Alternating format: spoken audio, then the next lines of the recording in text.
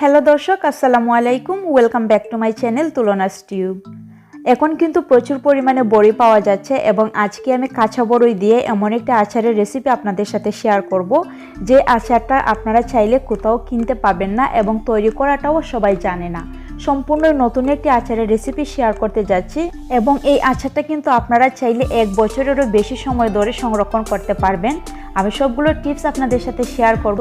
চলুন দেখে নিই কীভাবে এটা তৈরি করতে হয়। যদি ভালো লাগে তাহলে ভিডিওতে একটি লাইক করবেন, সেই সাথে চ্যানেলটিকে সাবস্ক্রাইব করে রাখবেন আমার চ্যানেলের নতুন ভিডিও নোটিফিকেশন পাওয়ার জন্য। আমার চ্যানেলটাতে কিন্তু অনেকগুলো আচারের রেসিপি আমি শেয়ার করেছি আপনাদের সাথে। যারা আচার তৈরি করতে পছন্দ করেন তারা চাইলে এই ভিডিওর ডেসক্রিপশন বক্স চেক করে ভিডিওগুলো দেখে নেবেন।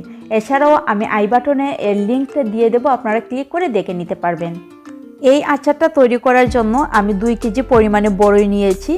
এবার এই বড়ইগুলোকে খুব ভালো করে পরিষ্কার পানি দিয়ে 2-3 বার পানিটা চেঞ্জ করে করে আমি ধুয়ে নিচ্ছি। সবগুলো বড়ই থেকে এভাবে ডাঁটাটা ফেলে দিচ্ছি এবং আবারও ভালোভাবে পরিষ্কার করে ধুয়ে এরপরে আমি একটি হাঁড়িতে তুলে নিচ্ছি এবং হাঁড়িতে অল্প পরিমাণে কিছু পানি দিয়ে দিচ্ছি, যাতে করে যখন চুলায় বসাবো এটা জাল করতে তখন যেন পুড়ে না যায়। মিডিয়াম টু লোয়ের মাঝামাঝিতে আমি গ্যাসটা রেখেছিলাম আর এভাবে আমি 30 মিনিট আগে হাঁড়িটা বসিয়ে দিয়েছিলাম।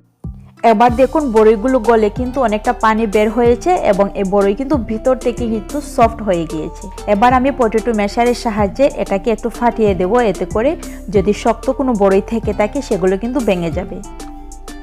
বড়ইগুলো নামিয়ে একটি জালিতে নিয়ে নিচ্ছি, সবজি কাটার জালিতে, এবং এই বড়ইগুলো রেখে দেব যাতে করে পুরোপুরি ঠান্ডা হয়ে যায়।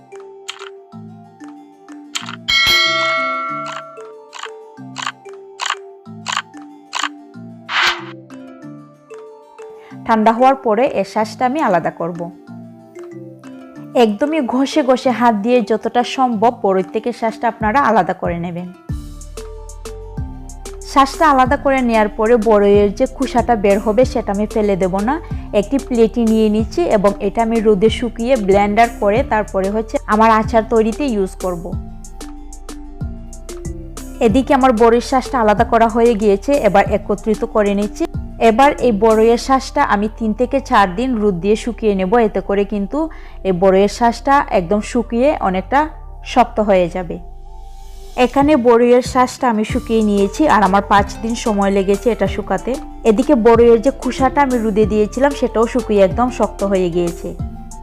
একটা মশলা তৈরি করব, তার জন্য কয়েকটি শুকনো মরিচ, কিছু আমি আস্ত ধনিয়া এবং মৌরি নিয়েছি আর এগুলো হালকা খোলায় ঠেলে নিয়েছি। এবার এগুলো ব্লেন্ড করে নেব, সেই সাথে আমি যে বড়ইয়ের খোসাটা শুকিয়েছি সেটাও ব্লেন্ড করে নেব।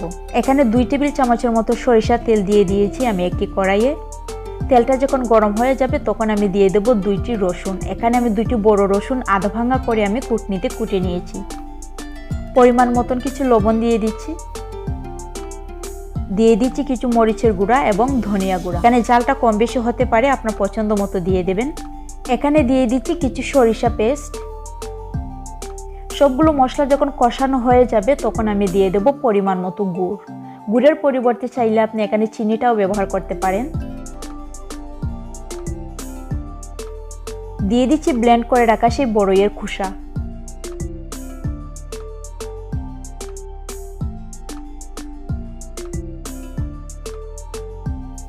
এবার বড়ইয়ের শাঁসটাও দিয়ে দেব, যেটা আমি শুকিয়ে রেখেছিলাম। এবার সব কিছু একত্রে খুব ভালোভাবে নাড়াচাড়া করে একটু মিশিয়ে নেব এবং ঠিক এভাবে জাল করে করে আমি ততক্ষণ পর্যন্ত জাল করব যতক্ষণ না এটা একদম আঠালো হয়ে আসছে। এর পর্যায়ে দিয়ে দিচ্ছি কিছু ভিনেগার অর্থাৎ সাদা সিরকা, পরিমাণে এখানে 2 টেবিল চামচের মতো দিয়ে দিচ্ছি। এতে করে আচারটা দীর্ঘদিন সংরক্ষণ করা যাবে, নষ্ট হবে না। সব শেষে দিয়ে দেবো তৈরি করে রাখা সেই মশলাটা, আর এই মশলাটা কিন্তু আমি আধা ভাঙা করে নিয়েছি, একদম মিহি করে নিই। ঠিক এভাবে অনবরত নাড়াচাড়া করে করে বেশ কিছুক্ষণ পরে একটা পর্যায়ে দেখবেন একদম আঠালো হয়ে যাচ্ছে। লাইক আমরা যেভাবে পিঠা বানানোর জন্য খামির তৈরি করি ঠিক অনেকটা এভাবেই হবে। ঠান্ডা হওয়ার পরে দেখুন আরও বেশি শক্ত হয়ে গিয়েছে। এবার একটু সরিষা তেল হাতে মাখিয়ে নিচ্ছি এবং আপনাদের পছন্দ অনুযায়ী শেপ দিয়ে আপনারা এই আচারটা তৈরি করতে পারেন। তারপর আপনাদের সুবিধার জন্য আমি একটু তৈরি করে দেখাচ্ছি। ব্যাস তৈরি হয়ে গেল টকঝাল মিষ্টি সুস্বাদু বড়ইয়ের আচারের একটি রেসিপি। ভিডিওটি ভালো লাগলে শেয়ার করবেন and don't forget to subscribe my channel.